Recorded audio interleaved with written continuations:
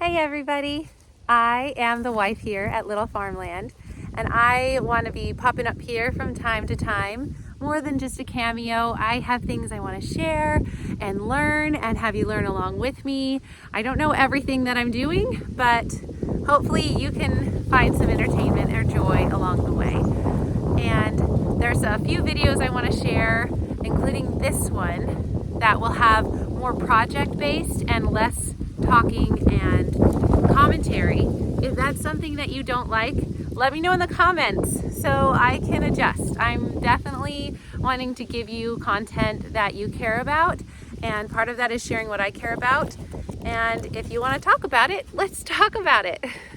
The main focus of this video will be me learning to use black walnuts as a natural dye for different textiles, particularly some organic cotton sheets that I plan on repurposing into the skirt of my dreams that I can't afford, but I can make. And so I hope this is inspiring for you. I hope it's at least a little bit entertaining for you. And it's not something that I'm going to do by the book or even everything right, but I'm definitely trying my best with the resources I have, and we'll see how it turns out at the end.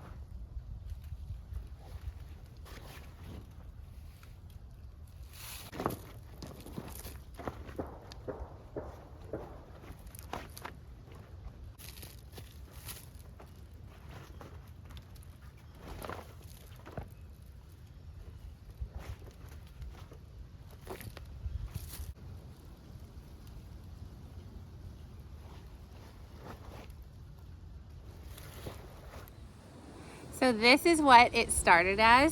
This is a sample from the same sheet batch. And after it's dried, ta-da! It's so much more rich in color. I couldn't be more pleased. I love it. It's muted, but it's still rich in color. Look at the difference. Thank you so much for watching, and I hope you guys were inspired or liked coming along with me as I was learning this new skill of using natural dyes.